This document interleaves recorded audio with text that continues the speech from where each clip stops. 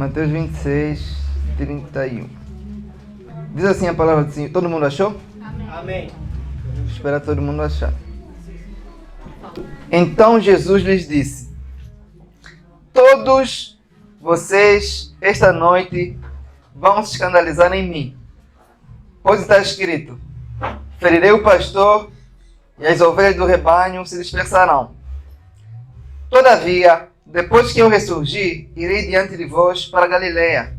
Mas Pedro respondendo disse-lhe: ainda que todos se escandalizam de ti, eu nunca me escandalizarei.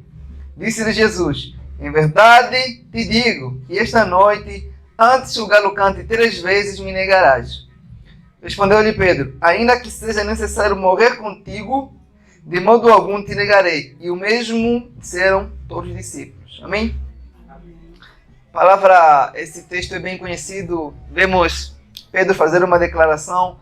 Pedro faz promessas marcantes para Jesus.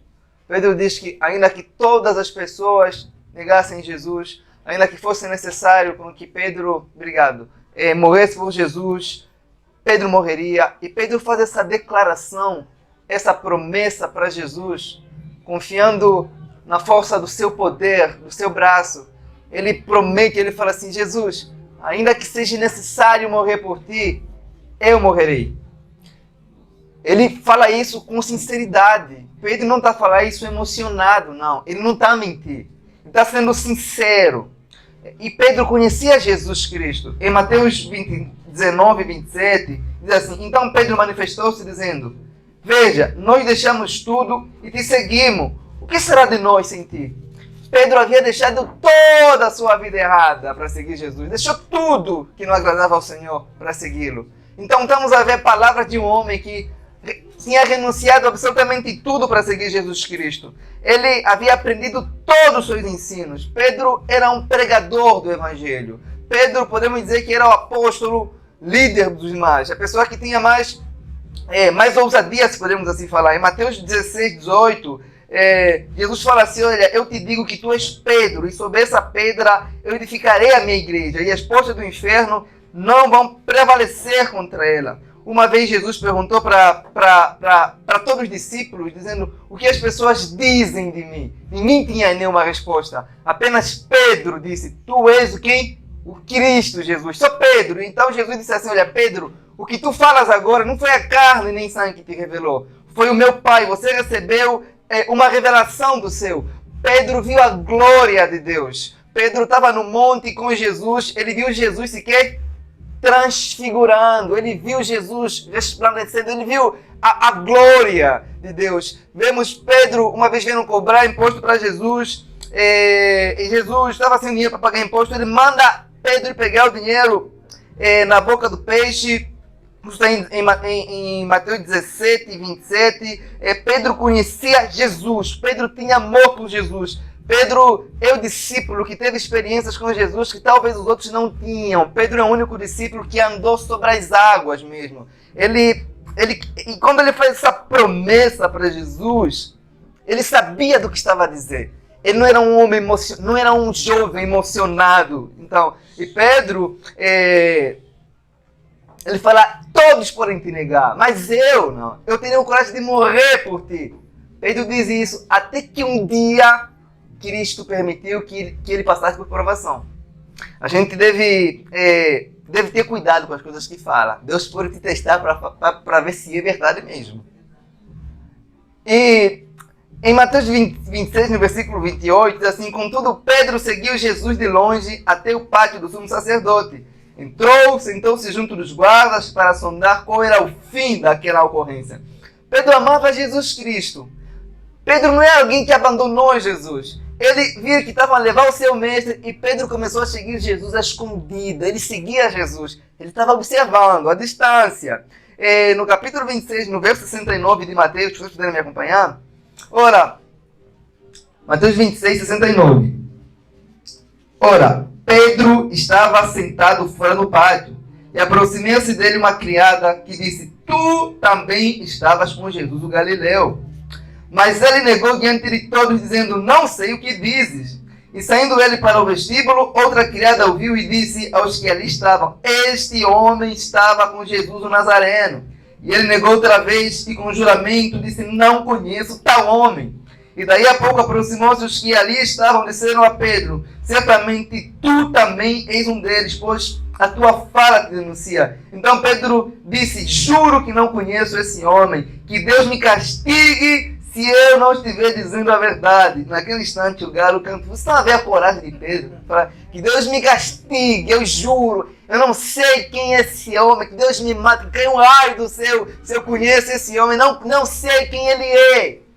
Mas é o mesmo Pedro que, nos versículos abaixo, está falando: todos podem te negar. Eu tenho coragem de morrer por ti. Pedro nega 3 vezes. Ele não apenas nega, mas ele diz que Deus tinha todo o direito de o castigar se ele tivesse a mentir. Então, se Pedro não passasse por essa tentação, ele continuaria com essa falsa, com esse senso errado que ele tinha de que tinha um grande amor, um amor forte por Jesus. Tudo que Pedro tinha eram sentimentos fortes, sentimentos que ele tinha que vieram antes da tentação, antes da provação. Até que o próprio Cristo disse: eu vou mostrar que você não é tudo isso que você imagina ser. Existem gente que tem muitos sentimentos por Jesus, sentimentos fortes, que faz declarações de amor. Eu morro por ti, eu mato por ti. Mas até que você precisa provar isso, você vai ver que você está totalmente errado. Até você provar isso. Então, em Mateus 10, no verso 30, diz assim, olha aí: qualquer que me negar diante das pessoas, também eu negarei diante do meu Pai que está no céu. Pedro negou Jesus, e Pedro ouviu quando Jesus pregou, dizendo assim: quem me negar diante dos homens, eu vou negar diante do Pai. Pedro não era uma pessoa ignorante que não ouvia as pregações de Jesus. Ele sabia que negar Jesus não era um pecado comum. Ele tinha conhecimento que era uma coisa horrível. Se nós estivéssemos naquele momento em que Pedro negou Jesus, nós podemos falar: Pedro é um grande hipócrita. Pedro é um falso. Pedro é falso mesmo. Ele não é um crente convertido. Até um crente não é assim. Nós podíamos apontar o dedo para Pedro. E nós temos o costume de definir as pessoas por causa apenas de um ato do que eles fazem. A gente já sabe aqui na igreja, né? Por exemplo, até pessoa que nunca leu a Bíblia sabe que Pedro negou Jesus. Mas não sabe, mas esquece todas as coisas boas que Pedro fez. Pedro pegou e 3 mil almas, mais de 3 mil almas se converteram. Pedro foi líder de igrejas. Pedro foi pastor, foi bispo de igreja. Pedro morreu por Jesus, sofreu por Jesus. Mas ninguém menciona as coisas boas que Pedro fez. Essas são as coisas ruins mesmo. Até mesmo as pessoas que nunca leram a Bíblia, eles falam: Pedro negou Jesus. Mas você lhe pergunta: onde é que tu leu isso? Nunca leu. Nunca leu mesmo, nunca. Então, você que me acompanha em Marcos, essa leitura é necessária. Marcos capítulo 16. Gostaria que todo mundo acompanhe esse texto aqui. Marcos 16, 7 fala assim: mas ide, diz, todo mundo achou? Mas ide e dizei a seus discípulos e a Pedro, que ele vai adiante de vós para a Galileia, ali o vereis, como ele vos disse. Amém? Então, depois que Pedro nega Jesus Cristo, Cristo é crucificado e Cristo ressuscita entre os mortos. Ele aparece para as mulheres e ele diz assim naquelas mulheres: avisam para todos os discípulos. E avisa para quem? Para Pedro também.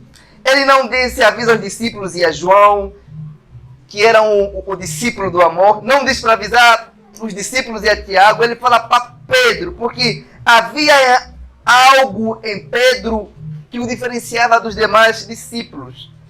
Pedro havia falhado. Pedro havia fracassado. Ele negou o seu mestre. Talvez, desde aquele momento que ele negou o seu mestre, a consciência de Pedro nunca foi a mesma. Jesus já não estava aí para ele pedir perdão. Não estava aí. Nunca mais poderia confessar. Talvez ele pensava nisso. Ele já não está entre nós. Já não tem como eu me consertar com ele. Olha, é como se depois da morte, Pedro nunca teve uma consciência limpa, porque a Bíblia fala que ele chorou amargamente. Ele se entristeceu.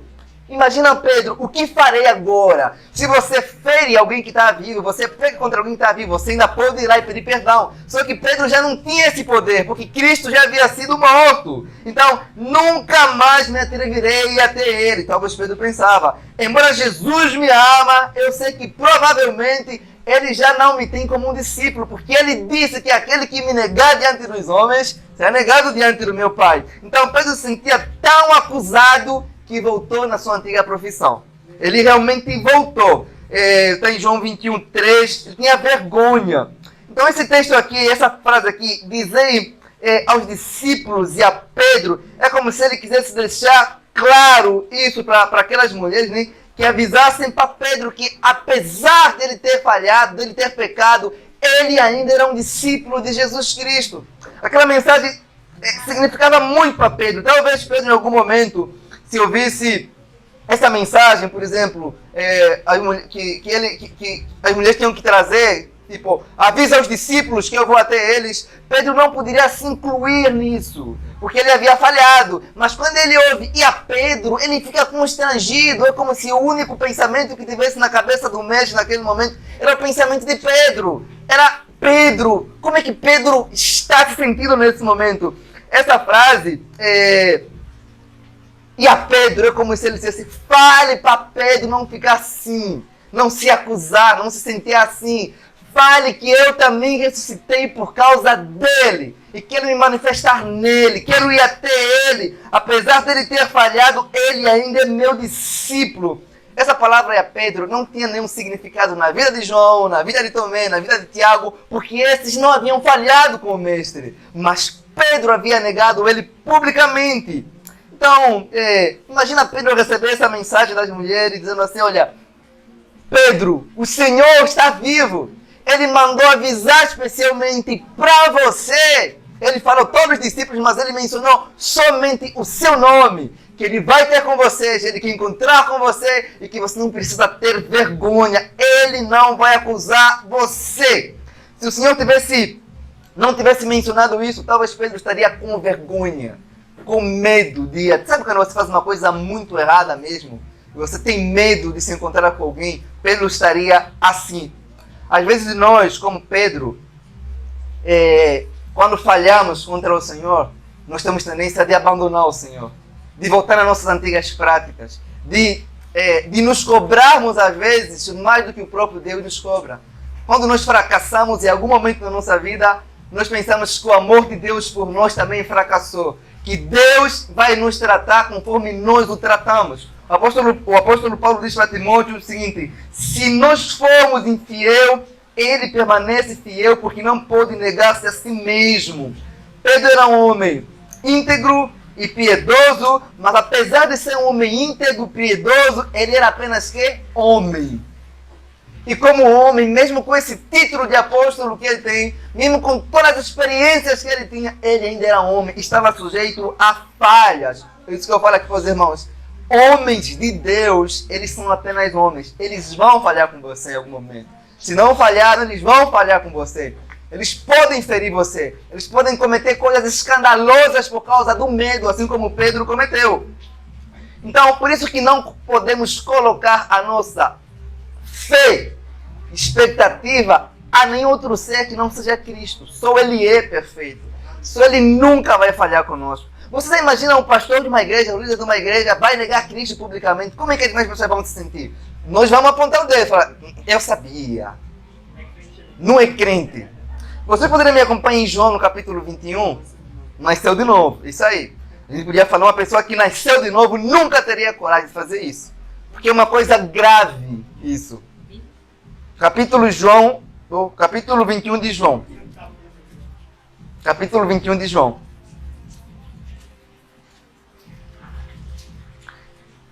Capítulo 21 de João, verso 14, fala assim.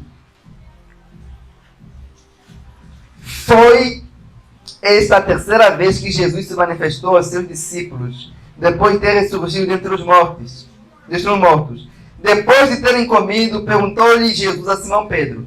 Simão Pedro, Simão, filho de João, amas-me mais do que estes? Respondeu-lhe, sim, Senhor, tu sabes que te amo. Disse-lhe, apacenta os meus cordeirinhos.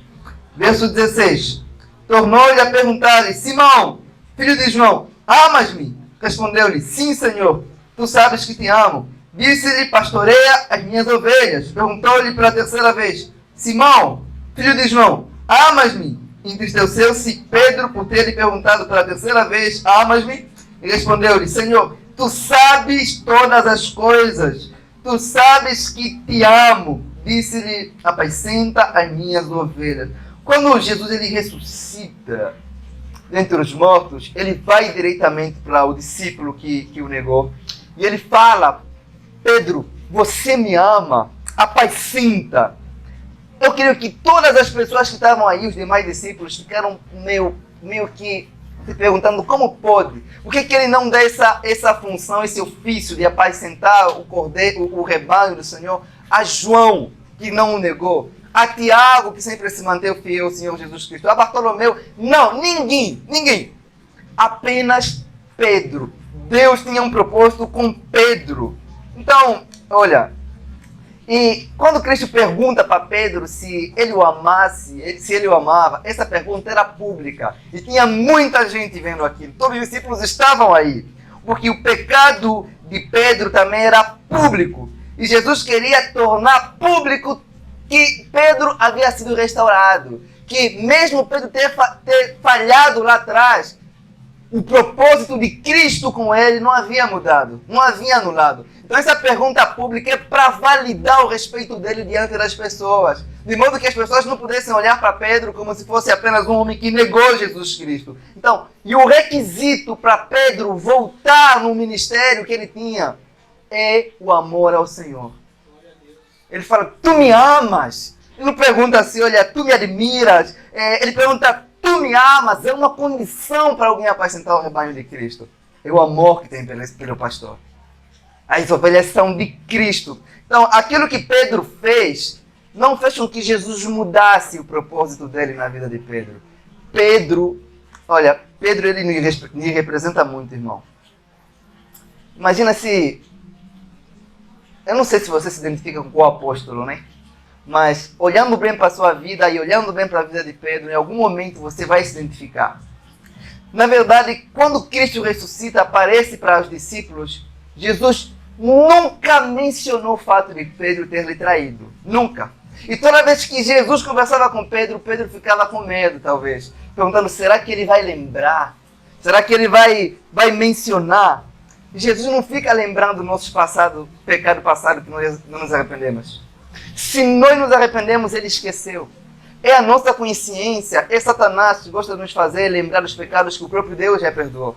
Porque a Bíblia declara que o próprio Pedro, ele chora amargamente. Ele se entristece por isso. E Cristo não ressuscita para apontar o dedo para Pedro. Ele não toca nesse ponto. Quem lembra somos nós que não fomos traídos. Mas quem foi traído, Jesus nunca nem sequer mencionou esse fato depois da ressurreição. Nunca. Se alguém tinha direito de falar sobre esse fato de ter traído, esse alguém é Cristo Jesus. E eu que não falou nada. Mas nós estamos sempre aí. Pedro que traiu, Pedro que negou. Então, Jesus olha para Pedro e pergunta: tu me amas? E Pedro fica sem jeito.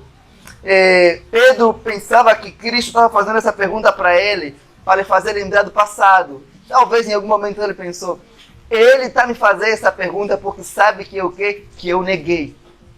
Mas não era por isso. Cristo queria validar o testemunho de Pedro. Como se Pedro dissesse... Cristo pergunta 3 vezes para Pedro. E Pedro começa a se entristecer. Por que ele questiona tanto? Será que ele já não acredita nas minhas palavras? Será que ele não acredita? Então Pedro no final acaba por dizendo assim: olha, tu sabes todas as coisas. Tu sabes que eu te amo, Senhor. Apesar de eu ter falhado, tu conheces o meu coração. Olha, isso é bom.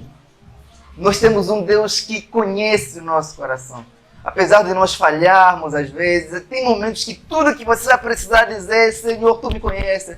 Eu fiz isso, mas não tinha intenção de fazer. Senhor, eu falhei, tu me conheces. Isso é bom. Nosso Senhor conhece as nossas intenções.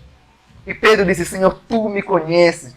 Pedro não tinha palavras para descrever o amor que tinha por Jesus. Porque ele tinha falhado. Ele tinha negado o mestre. E Jesus conhecia o coração de Pedro. E Jesus sabia que Pedro havia de lhe trair. E mesmo assim ainda o escolheu para estar diante do seu povo. Ele escolheu o pastor da igreja para apacentar o seu rebanho, o homem que havia negado ele. Porque quando Cristo escolheu Pedro, Cristo não escolheu Pedro por causa da fidelidade de Pedro, mas por causa da sua própria fidelidade. Ele escolheu aquele homem e ele mudaria o coração daquele homem. Ele escolheu um homem perfeito, assim como nós vimos na vida de Moisés. Jesus pergunta 3 vezes, tu me amas, tu me amas, tu me amas. E essas 3 vezes foi para que ele pudesse se lembrar das 3 vezes que negou e validar. É Cristo dando outra oportunidade para Pedro validar o seu amor por ele. Tu me amas? Tu me amas? Quem aqui nunca duvidou do seu amor por Cristo quando falha?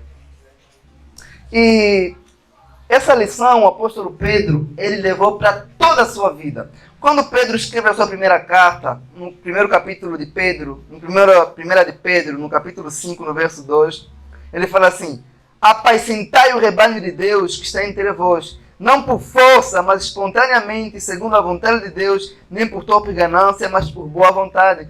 Aquela lição que Pedro recebeu do Senhor naquele momento, ele levou para a vida. Ele está a orientar as pessoas: apacentem o rebanho de Deus, não se tornem como dominador sobre ele, amem esse rebanho. E Pedro não falhou apenas uma vez, mesmo depois de ter sido restaurado. Vocês poderiam me acompanhar em Gálatas, no capítulo 2. Gálatas capítulo 2, verso 11. Eu vou ler aqui, caso você não consiga achar, para verificar em casa. Todo mundo achou? Gálatas 2, 11. Quando, porém, Cefas veio a Antioquia, resisti-lhe a cara, porque era repreensível. Pois, antes de chegarem alguns da parte de Tiago, ele comia com os gentios. Mas quando eles chegaram, se foi retirando e se apartava deles, temendo os que eram da circuncisão. E outros judeus também dissimularam com ele, de modo que até Bernabé se deixou levar pela sua dissimulação. Mas quando vi que não andava retamente conforme a verdade do Evangelho, disse a Cefas perante a todos: se tu, sendo judeus, vive como gentio e não como judeu, como é que obriga os gentios a viverem como judeus? Nós, judeus por natureza e não pecadores dentre os gentios. É assim. O apóstolo Pedro, ele estava agindo de forma errada pela segunda vez. Ele estava comendo com os gentios que não eram judeus, comendo com eles, aproveitando uma refeição mesmo, conversando mesmo. Só que quando da circuncisão aqueles que eram judeus aparecem, aqueles que conheciam a lei, guardavam a lei, o apóstolo Pedro foge, meio que ele foge, porque não queria ser visto com aqueles novos irmãos que não eram judeus, que não guardavam a lei. Então, o apóstolo Paulo, vendo isso, o apóstolo Paulo fala: que isso, Pedro? Você que, sendo judeu, você que prega o evangelho da graça, você que anuncia que não devemos andar segundo a lei, que não devemos julgar segundo a aparência, você age assim. Sabe aquele momento que você está com um amigo mesmo, conversando mesmo, um amigo que não tem muita estima, se fosse assim dizer. É uma pessoa que não tem muita estima. E chega alguém com mais estima, você tem vergonha de ser visto com aquela pessoa. Não sei se vocês já passaram por isso. Você foge simplesmente. E o que aconteceu? O apóstolo Paulo se afastou dos irmãos, eram irmãos mesmo. E Paulo faz uma repreensão pública para o apóstolo Pedro. E Pedro era uma pessoa com destaque, ele era um líder. Mas ainda assim tinha que ser repreendido porque estava andando de forma errada. Porque ele era apenas homem, apesar da posição que ele estava. Às vezes a gente vê pessoas que têm essa posição a falhar, e nós falamos assim, isso é entre ele e Deus. Não é o que o apóstolo Paulo disse, não é o que o apóstolo Paulo fez. Quando ele viu Pedro andar de forma errada, ele o repreendeu publicamente, para que possa haver testemunhas. O apóstolo Pedro, ele estava muito longe de ser uma pessoa perfeita, mas mesmo com toda a sua imperfeição, ele tinha um compromisso com Deus. Obrigado. Mesmo com toda a sua imperfeição, ele tinha um compromisso com Deus. Então, a Bíblia, a palavra de Deus, ela não mostra os seus personagens como se fossem perfeitos. Nunca. Nunca que a Bíblia tenta passar essa imagem para nós. Nunca mesmo. A Bíblia não é como se fosse o país, Alice nos Países da Maravilha. Não. Mostra pecados dos homens. Mostra erros dos homens. Porque é um livro real. Se esses personagens das Escrituras não tivessem erros, não tivessem pecados, nós teríamos motivos suficientes para desconfiar se eles eram homens mesmo ou não. Então, olha, vocês poderem me acompanhar em Gênesis, capítulo 17 de Gênesis.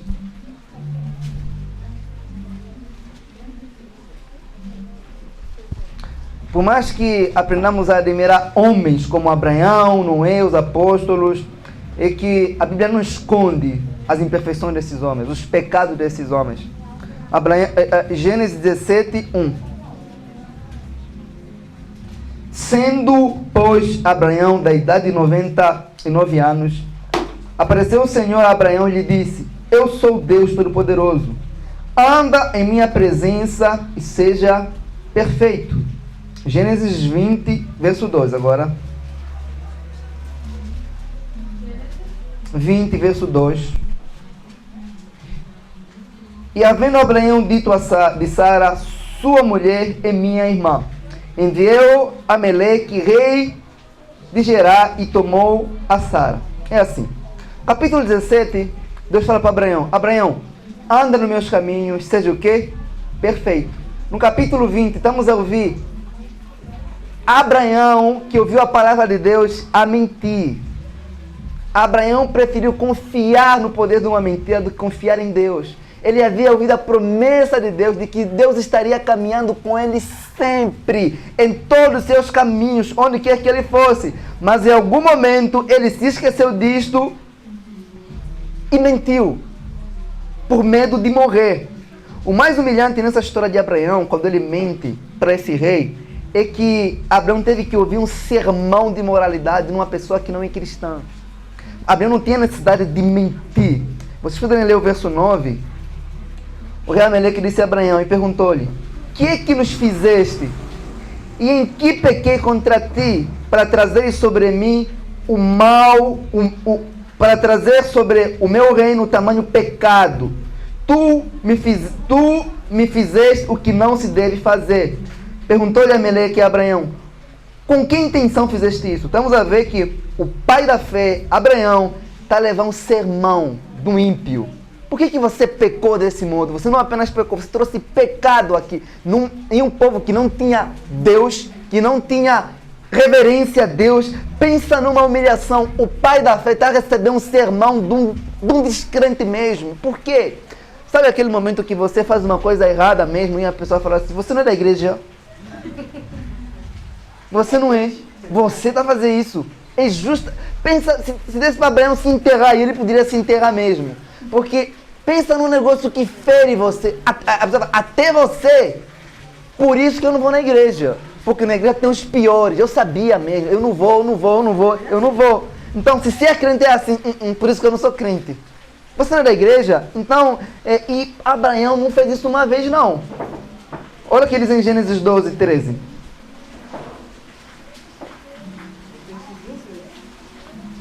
Gênesis 12, 13 diz assim: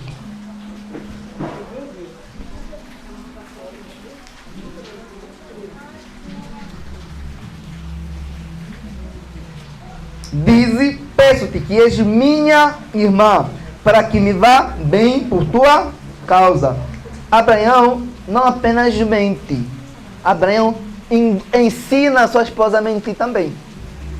Não é ele que está mentindo, fala aqui, irmão, fala, você também mente. Isso é como se ele tivesse entregar mesmo a sua esposa para outro homem, permitindo isso. Por causa do quê? Do medo. Não apenas Abraão. Isso foi passando dos filhos de Abraão. O próprio Isaac mesmo, em Gênesis 26, ele comete a mesma mentira. Gênesis 26, verso 3. Olha o que diz aqui: serei contigo e te abençoarei, porque a ti e aos que descendem de ti darei todas essas terras, e confirmarei o juramento que fiz a Abraão teu pai. Multiplicarei a tua descendência como as estrelas do céu, e lhe darei todas estas terras, e por meio delas serão benditas todas as nações da terra. Olha aqui, olha. Deus faz uma... Ei! Shhh.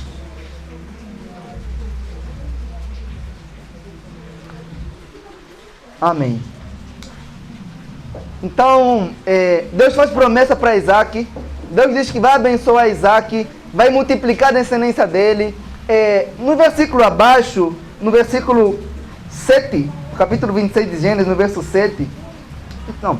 Então os homens do lar perguntaram-lhe acerca de sua mulher. E ele respondeu: é minha irmã, porque temia dizer é minha mulher, para que porventura, dizia ele, não me matassem os homens daquele lugar por amor de Rebeca, porque era muito formosa à vista. Estão a ver, irmão? Ele mente, o pai Abraão mente, Isaac mente. Nós vemos o caráter de Jacó. Jacó também, capítulo 27, no verso 20, Jacó mentiu para o próprio pai. Ele se aproveitou do momento de fracasso do seu irmão para tirar dele o direito de meu Deus. Primogenitura.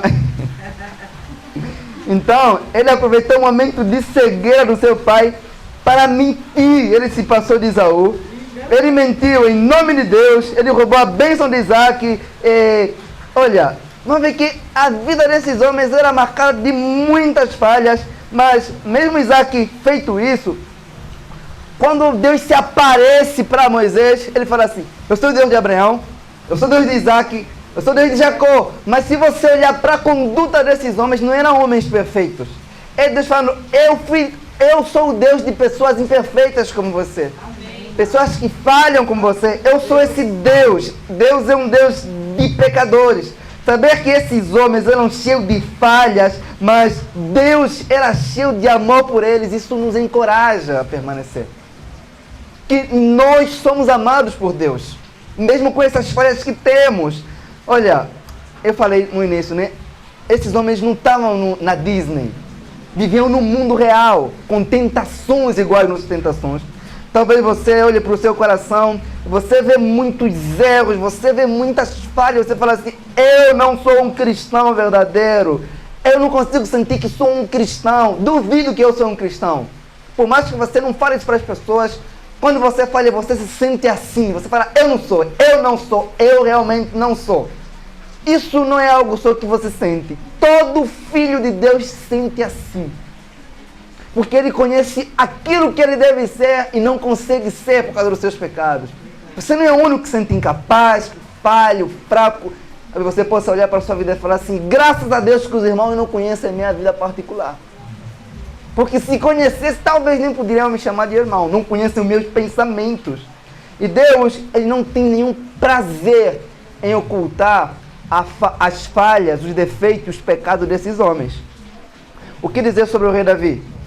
Que é muito admirado por nós. Em 2 Samuel, no capítulo 11, ele vê uma mulher muito bonita, tomando banho, perguntou se era esposa de quem. Quem é essa mulher? Avisaram, estão entendendo, irmão? Avisaram para ele. Ela tem marido. É um soldado teu, é um soldado que está no seu...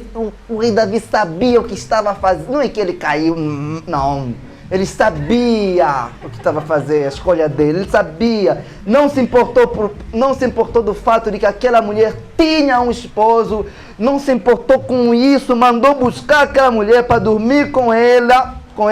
Então a mulher ficou grávida. Então, como ele queria encobrir o seu pecado, o que ele fez? Ele embebeu daquele homem, né? Para aquele homem, quando voltasse da batalha, não tivesse tempo para voltar na sua casa. Aquele homem ainda falou assim: eu prefiro ficar aqui com o rei, aqui, do que voltar na minha casa, sem saber que o rei havia adulterado com sua esposa. Então, ele oculta aquele pecado quando recebe a notícia que aquela mulher estava grávida. Para não descobrirem a gravidez, ele coloca Urias na frente da batalha para que Urias pudesse morrer. Davi não se importou se aquela mulher podia ficar viúva, não se importou com aquela família. É uma família que estava sendo destruída aí. Vocês conseguem ver o coração do ser humano é mau. Estamos a falar até o ser humano que teme a Deus. Isso é muito sério. Ele rouba a mulher de outro homem. Praticamente ele quebrou metade dos 10 mandamentos. Ele rouba a mulher de outro homem, ele cobiça, ele adultera, ele assassina. Mas é uma coisa que devemos notar. O mesmo Davi que faz isso, é o mesmo Davi que, quando ele se toca, ele chora a noite toda, semanas, ele fala: Senhor, contra ti eu pequei. Ele não encobre, ele fala: eu pequei contra ti, Senhor, contra ti somente. Todos homens pecam e falham, mas só os filhos do diabo é que não conseguem se arrepender dos seus pecados. É que não conseguem reconhecer que carecem de graça, eles têm prazer nisso. O apóstolo Paulo, o apóstolo Pedro, que caminhou 3 anos, irmãos, 3 anos, 3 que viu milagres, viu prodígios. Nós nunca vamos ver tantos milagres, prodígios, palavras tão poderosas como aquelas que o apóstolo Pedro ouviu. Mas ainda assim, por causa do seu pecado, ele nega Jesus Cristo. Enquanto Cristo apanhava e era humilhado, ele simplesmente vira as costas para o seu mestre. O que falar sobre Sansão, por exemplo, que se deitava com prostitutas, não dando ouvido aos conselhos de Deus e dos seus próprios pais? O que falar sobre Noé, que encheu a cara, bebeu ao ponto de amaldiçoar os seus próprios filhos por causa disso? O que a gente pode falar sobre até o apóstolo Paulo, que brigou com Bernabé, porque ele não queria levar João na sua segunda viagem, porque João havia eles abandonado. Quando a obra estava crescendo, dando fruto, João queria ir, mas Paulo ficou meio que revoltado por isso. Então, o que dizer, por exemplo, de Salomão, irmãos, do rei Salomão, que era um homem admirável, autor dos livros de Provérbios, Eclesiástico, Cântico dos Cânticos. Em 1 Reis, fala que ele escreveu 3.000 provérbios e mais de 1.000 cânticos. Isso tudo, ele tinha sabedoria fora do comum. Mas mesmo com toda essa sabedoria, mesmo com toda essa graça, ele se prostituiu, serviu outros deuses, tomou mulheres que não deveria tomar. Deus tinha aliança com ele, depois se arrepende de seus pecados. O que falar de Jonas, que ouviu a voz de Deus assim e foi rebelde? Deus falou com ele e ele foi rebelde. O que falar sobre Eliseu, que foi zombado por algumas crianças, que ele era careca, que ele era calvo? Ele orou apareceu ursas e 42 pessoas morreram, revoltado. Como é que você não consegue suportar talvez isso, né?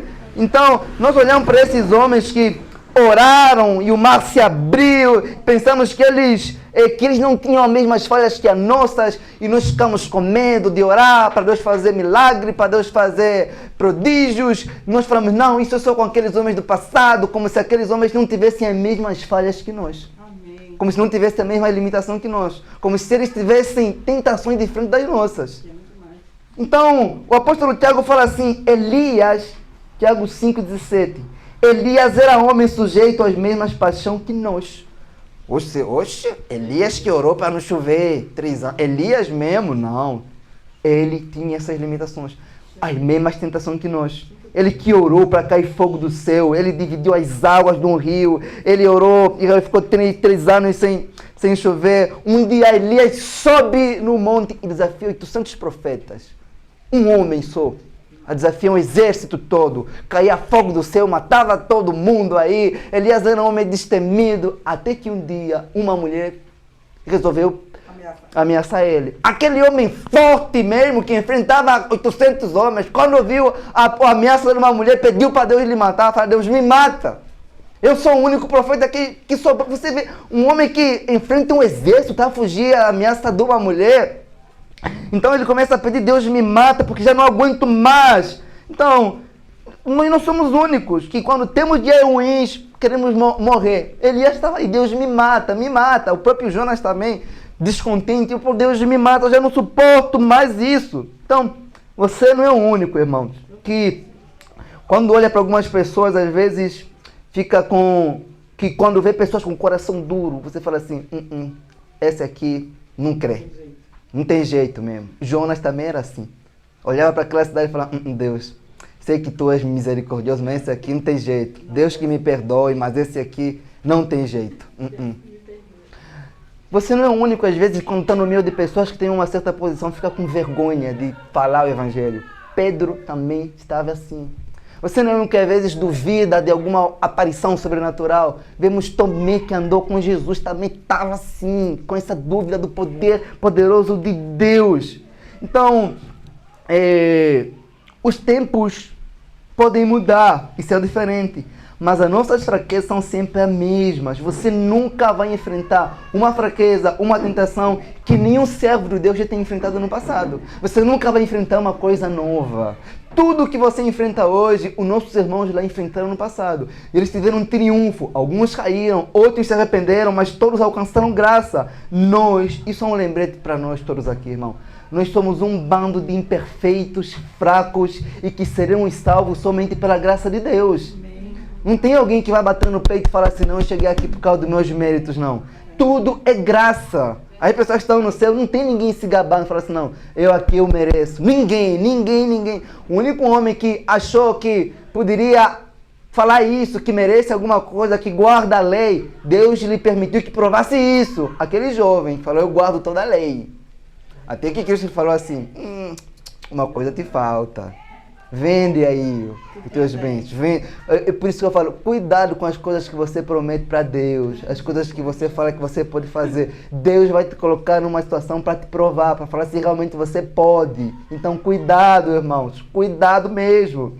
Às vezes o próprio Deus permite essa queda mesmo de grandes homens e grandes mulheres. Isso para nos mostrar algo que são apenas homens, irmãos. São homens e homens falham, homens vão falhar, crentes falham.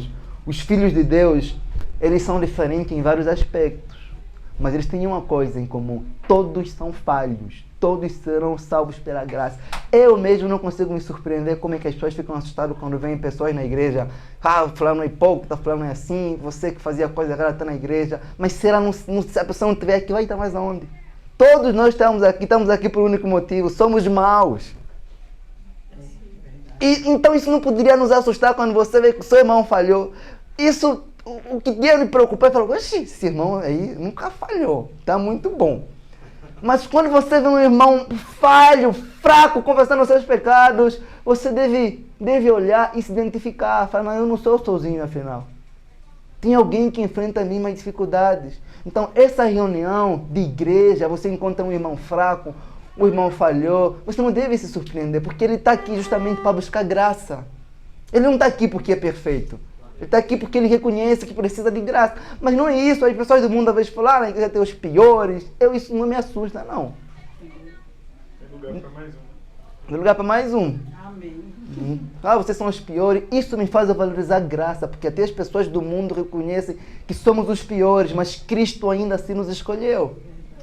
E a gente não consegue ver isso, as pessoas do mundo não conseguem ver. Então, a gente fica assim. Todo esse relato nas Escrituras tem uma finalidade. Nos mostrar que todos os homens mais excelentes da Bíblia tinham alguma mancha. E que todos precisavam ser limpos pelo sangue do Cordeiro. Esse sangue do Cordeiro limpa toda mancha, todo o mal que há em nós. A gente vai ver que até no coração dos homens mais bons que vocês podem considerar, ainda assim tem mal. Ainda assim reside maldade, maus pensamentos. Até as pessoas que Deus justifica pela sua graça, ainda assim às vezes têm atitudes injustas. O mal no ser humano é tão grande que mesmo ele sendo justificado, às vezes é injusto com o próximo. Às vezes não é fiel com o seu próximo. Às vezes faz fofoca, às vezes fala mal do próximo, às vezes mente, às vezes faz assim. Isso mostra o quão mal o ser humano é. Estamos a falar do ser humano justificado mesmo. Justificado. Você não pode dizer que Pedro não era um justificado. Você não pode dizer que Davi não era um homem santo de Deus. Mas se fosse no nosso dia, você vai encontrar um homem que permite o assassinato, comete adultério, faz o que Davi fez. Fala, não, esse aqui não. Porque nós não temos misericórdia. Nós não sabemos olhar para as pessoas com os olhos de misericórdia, com os olhos de Cristo. E o apóstolo Paulo fala algo em Romanos 4:9, fala assim: bem-aventurado o homem a quem o Senhor não quer, não imputa o pecado. 2 Coríntios 5:19. Isto é, Deus estava em Cristo reconciliando consigo o mundo, não lhes imputando seus quê? Pecados, e pôs em nós a palavra da reconciliação. Então, fala que é feliz um homem a quem Deus não imputa o pecado. Sansão morreu, mas ele não é visto como um rebelde. Mas no relato de Hebreus, ele é visto como um herói, porque o próprio Deus que havia justificado não imputou nele as transgressões dele. Por isso ele fala, é bem-aventurado. Você vai ver a vida de Sansão, não era de um herói, não era. Mas no último momento da sua vida ele se arrepende e ele aparece no rol dos heróis da fé como um homem justificado. Porque não é o que ele fez, mas é o que Deus fez nele, é a declaração. Ele é justo diante dos olhos de Deus. Deus declarou ele assim. Você viu que Abraão não apareceu para nós como um mentiroso. Ele foi justificado. Ele não permaneceu nessa prática. Então, e Deus não imputou aqueles pecados nele, porque ele havia sido o quê? Justificado. O apóstolo Paulo diz, olha, é feliz um homem a quem Deus não leva em consideração as suas faltas. Um homem a quem Deus não define por causa de uma coisa que ele fez. Tu consegue entender? Deus não imputa o pecado naqueles a quem ele justificou. Salmos 32, verso 2. Bem-aventurado um homem a quem o Senhor não imputa o pecado. Essa palavra, não imputar, quer dizer não levar em consideração, não pensar, não reconhecer, porque todos esses males foram cobertos com o sangue de Cristo Jesus. Foram completamente cobertos. O apóstolo João diz, na sua primeira carta, capítulo 1, no verso 7, fala assim, e o sangue de Jesus, seu Filho, ele nos purifica de todo o pecado, irmãos. De todo o pecado. Uma gota desse sangue, uma gota, tem poder para cobrir o oceano de promiscuidade, de pecado que nós temos. Não há nada, irmãos, nada nesse mundo, não há nenhum pecado nesse mundo, por mais horrível que for, que o sangue de Cristo não tenha poder de purificar, irmão. Os corações mais sujos, as pessoas mais maldosas, se depositarem fé no Filho de Deus, eles serão justificados. Eles serão perdoados. Todos mesmo. O profeta Isaías diz assim, eu mesmo sou o que apago as tuas transgressões, e por amor de mim, dos teus pecados, eu não me lembro. É isso que Deus faz com nossos pecados quando confiamos no seu Filho. Ele esquece, ele os cobre, ele os apaga. Ele olha para nós como se nunca tivéssemos cometido nenhum só pecado. Nos vê como uma pessoa completamente nova. Ele nos vê assim. Isso que ele fez com Sansão, é o que ele fez com Davi, é o que fez com Salomão, e fará com qualquer pessoa que depositar fé genuína no Senhor Jesus Cristo. E o que esse relato desses homens nos ensina é o seguinte, é que nós não seremos salvos pela ausência de pecado na nossa vida. Tipo, nós seremos salvos pela presença da graça dele. É a graça que faz a diferença. É a graça que tira o poder do pecado do nosso coração. Esses homens, durante a sua caminhada, todos eles falharam, mas ninguém permaneceu nessa falha. Porque a própria graça muda, restaura. Você já imaginasse se Deus resolvesse imputar em nós as nossas falhas? Se Deus resolvesse nos tratar de acordo com nossos pecados? Muitos aqui não teriam um nome próprio. Não teriam mesmo. Você devia ser tratado de acordo com o seu pecado. Mas não é assim que Deus nos trata. Ele nos trata com graça. Você já pensou isso? Se Deus te imputasse mesmo? Nós não estaríamos aqui, irmão. Não é apenas as pessoas do mundo, não. Nós mesmos não estaríamos aqui. Então, a gente nunca pode pensar, irmão, que as nossas falhas são maiores que a graça dele. Nunca. Em nenhuma circunstância, nunca. Você nunca pode pensar que ele pensa como você. O Pai, o nosso Deus, não pensa como nós. O Pedro, lá no início, estava a pensar que Cristo pensava como os homens pensam. Se você negar um homem e diz que não conhece um homem, ele não vai querer ter nenhuma relação com você. Mesmo que você se arrependa. Ele vai falar, não, tudo bem, eu perdoei, mas eu não quero mais conviver. E Jesus Cristo não é assim. ele vai até Pedro, ele perdoa Pedro, vai até Pedro e mostra que o perdoou. Dá uma missão para Pedro. Pedro continua o seu trabalho. Irmãos, esses homens, eles mostram para nós algo que há esperança para nós. Quando você falha, irmãos, leia a vida desses homens. Eu sei que você tem os seus pecados para lutar, mas não permita que os seus fracassos possam te fazer desistir da caminhada cristã. Todos nós aqui nessa igreja temos nossos fracassos, lutamos contra nossos fracassos, mas não se entregue, continue lutando até o fim. O soldado é aquele que luta até o fim. Não importa quão longa seja a caminhada, irmãos. Continue lutando. É melhor você se arrastar, mas permanecer na igreja, irmão, do que você sair. Permaneça aqui, permaneça aqui. O Senhor Jesus Cristo, ele tem uma palavra em Mateus 5,48, ele fala assim: sejam perfeitos, como é perfeito o vosso Pai Celestial. Cristo, ele ordena que nós devemos ser perfeitos, mas nunca, em nenhuma circunstância, devemos pensar que a nossa imperfeição, ela impede o amor de Deus que não faz sobre nossos corações. Nunca.